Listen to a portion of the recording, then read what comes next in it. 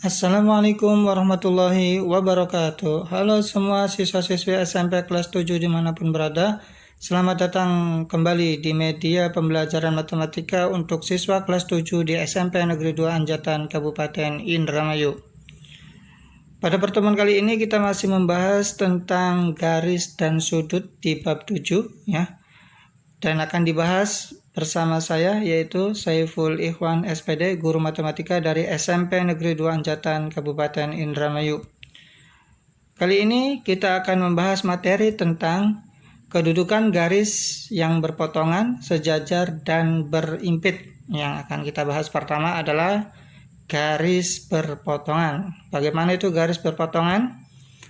Dua garis A dan B dikatakan saling berpotongan apabila kedua garis tersebut terletak pada satu bidang yang sama ya, dan mempunyai satu titik sekutu atau satu titik potong ya.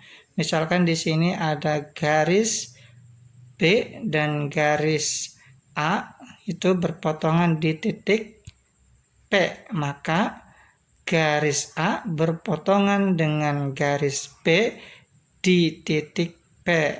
Mudah ya, yang namanya berpotong itu ya berpotongan gitu. Ada titik temunya, ada titik potongnya ya.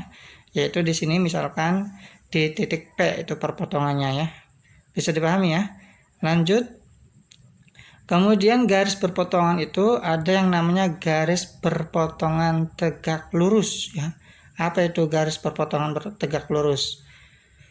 Dua garis A dan B dikatakan saling berpotongan tegak lurus apabila kedua garis tersebut terletak pada satu bidang datar yang sama dan mempunyai satu titik sekutu atau satu titik potong yang membentuk sudut siku-siku atau sudut 90 derajat ya. Di sini dimisalkan adalah ada garis A dan garis B itu berpotongan di titik P, sehingga titik P ini membuat sudut 90 derajat siku-siku ya. Maka dapat disimpulkan garis A berpotongan tegak lurus dengan garis B di titik P ya. Atau ada simbol tegak lurus yaitu garis A tegak lurus dengan garis B di titik P. Itu ya simbol dari tegak lurus. Bisa dipahami ya. Baik, selanjutnya yaitu ada garis yang saling sejajar. Apa itu garis sejajar? Dua garis A dan B dikatakan saling sejajar apabila kedua garis tersebut terletak pada satu bidang datar yang sama dan tidak akan bertemu atau tidak akan berpotongan jika kedua garis tersebut diperpanjang sampai tak terhingga ya. Jadi tidak ada titik potongnya kedua garis tersebut ya. Contoh di sini misalkan ada garis A, kemudian ada garis B. Nah, garis A dan B ini apabila diperpanjang sampai tak terhingga, maka garis A dan B ini tidak akan berpotongan ya. Itu yang disebut dengan garis sejajar. Maka ini adalah garis A sejajar dengan garis B, atau ada lambangnya atau ada simbolnya yaitu garis A sejajar dengan garis B ya. Garis miring 2 berimpit ya.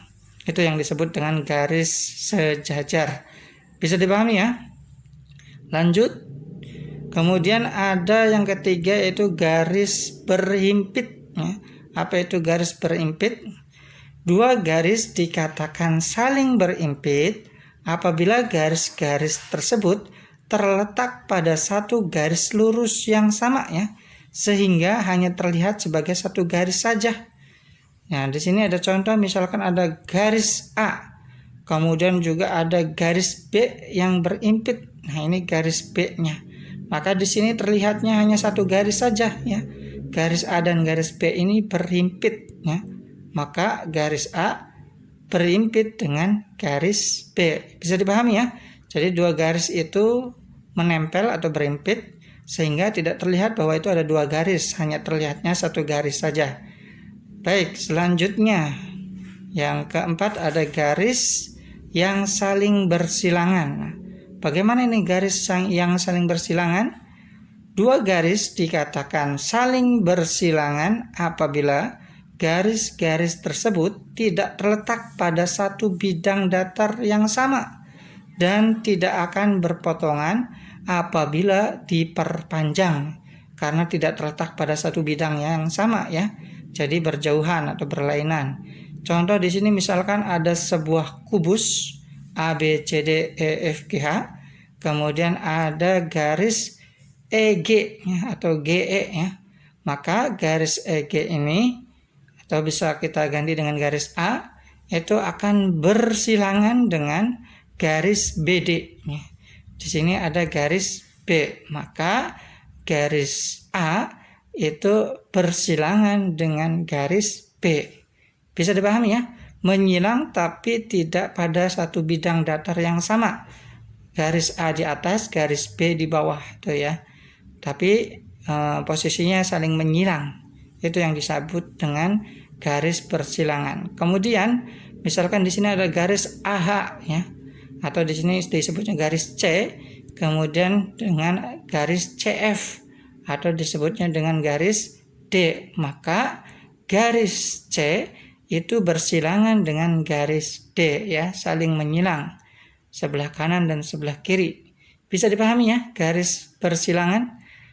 Baik, selanjutnya kita akan membahas tentang membagi ruas garis ya.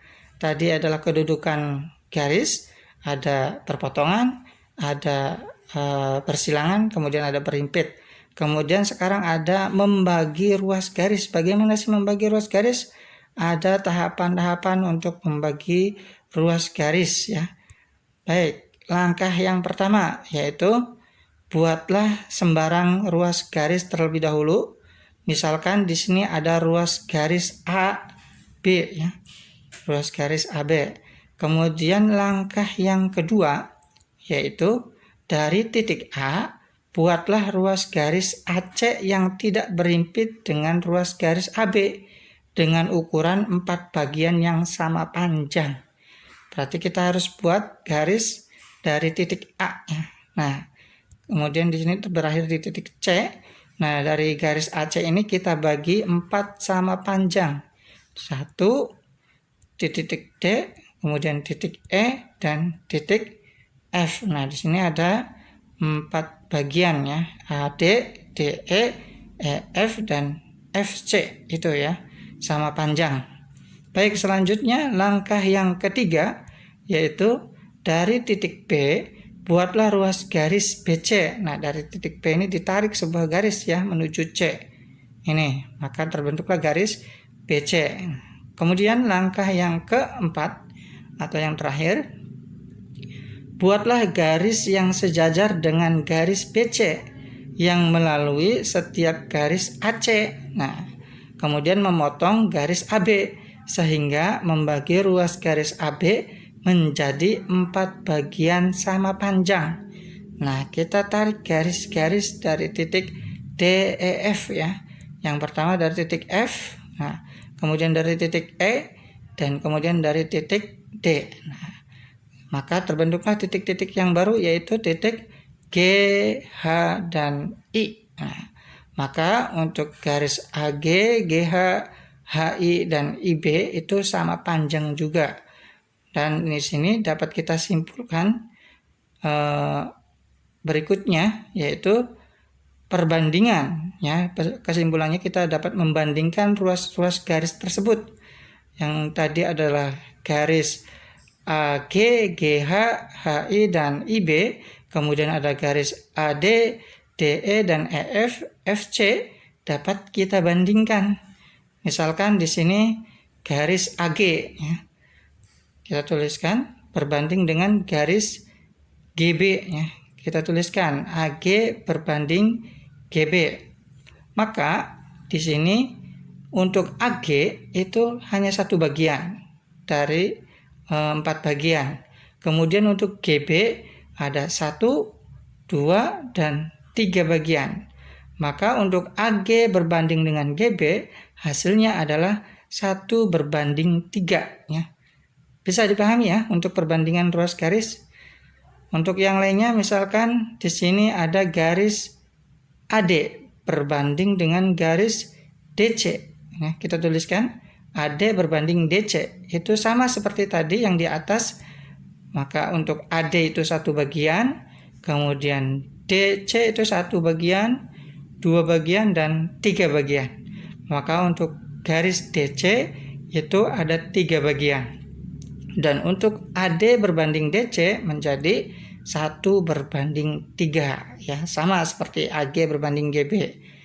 Dan dapat kita simpulkan bahwa untuk garis AG berbanding GB itu akan sama dengan garis AD berbanding dengan DC, yaitu sama-sama 1 berbanding 3. Nah, untuk perbandingan ini dapat kita tuliskan menggunakan per atau pecahannya, yaitu AG berbanding dengan GB atau AG per GB ya, sama dengan AD per DC. Ini ya perbandingan ruas garis.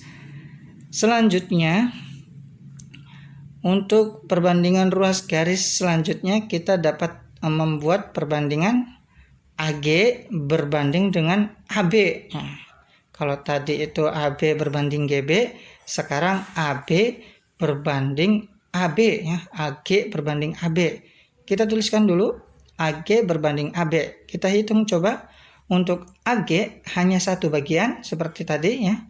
Kemudian untuk AB-nya 1, 2, 3, dan 4. Maka AG berbanding AB itu sama dengan 1 berbanding 4. Dan selanjutnya yang di bawah sama seperti yang di atas, yaitu AD berbanding AC ya. AD kita tuliskan AD berbanding AC sama dengan untuk garis AD itu hanya 1 bagian. Kemudian untuk garis AC 1, 2, 3, dan 4 bagian. Maka untuk garis AD berbanding AC itu sama dengan 1 berbanding 4. Bisa dipahami ya? Selanjutnya juga kita dapat simpulkan untuk garis AG berbanding AB itu akan sama dengan AD berbanding AC ya.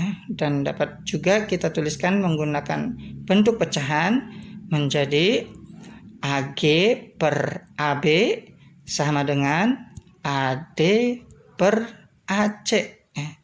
Bisa dipahami ya? Nah, untuk berikutnya kita coba bandingkan garis yang tegak ya. Garis yang miringnya ya. Itu misalkan di sini ada garis AG dengan garis AB seperti tadi ya. Sama, yaitu AG berbanding AB itu 1 bagian untuk AG dan 4 bagian untuk AB. Jadi 1 berbanding 4. Dan selanjutnya kita coba untuk garis yang miring, yaitu garis DG. Nah, garis DG ini kita menghitungnya sama seperti tadi ya. DG berbanding dengan CB atau BC ya. Kita tuliskan dulu DG berbanding CB ya. Untuk DG itu hanya 1 bagian. Kemudian untuk CB ya itu 1, 2, 3, dan 4. Maka DG berbanding CB itu sama dengan 1 berbanding 4 ya. Dapat kita simpulkan bahwa AG berbanding AB itu akan sama dengan perbandingan dengan DG berbanding CB ya, sama-sama 1 banding 4. Dan dapat kita tuliskan pula menggunakan bentuk pecahan atau per ya. AG per AB itu akan sama dengan DG per CB. Bisa dipahami ya? Baik, biar lebih jelas perhatikan contoh soal berikut ya. Misalkan perhatikan gambar berikut. Ini gambarnya ada segitiga PQR dipotong oleh garis TS ya. Di sini diketahui QR sejajar dengan TS. Jika panjang PR-nya sama dengan 15 cm, kemudian PQ-nya 12 cm dan PS-nya sama dengan 10 cm, maka tentukan panjang PT. Nah, kita selesaikan. Bagaimana cara menyelesaikannya? Perhatikan baik-baik. Untuk panjang PT, kita tuliskan dulu PT itu akan berbanding dengan panjang PQ ya, PT per PQ kita tuliskan dulu. Sama dengan untuk sebelah kanannya berarti PS, kita tuliskan PS berbanding dengan PR ya. Kita tuliskan PR. Bisa ya untuk membandingkan ya. Kita tinggal masukkan nilai-nilainya ya. PT-nya itu masih ditanyakan, belum diketahui. Per PQ-nya adalah 12 ya, 12 cm. Kita masukkan 12 cm sama dengan PS-nya adalah 10 cm. Kita tuliskan 10 cm berbanding dengan atau per PR-nya adalah 15 cm. Kita masukkan 15 cm ya. Tinggal kita kalikan secara menyilang atau kita pindahkan saja 12-nya ke ruas kanan sama dengan. Maka untuk ruas kiri sama dengan, tersisa PT-nya saja. Sama dengan 12 dikalikan 10 per 15. Nah, cara pengalikannya adalah 12 dikalikan 10 ya. Sama dengan 12 kali 10 itu adalah 120 dibagi atau per 15. Nah, 120 dibagi 15 hasilnya adalah sama dengan 8 cm. Selesai. Bisa dipahami ya, cukup mudah. Mudah-mudahan dapat dimengerti dan dipahami. Baiklah, demikian pembahasan materi pada pertemuan kali ini. Mudah-mudahan dapat dimengerti dan dipahami. Terima kasih atas perhatiannya. Sampai jumpa di pembelajaran berikutnya. Terima kasih. Wassalamualaikum warahmatullahi wabarakatuh.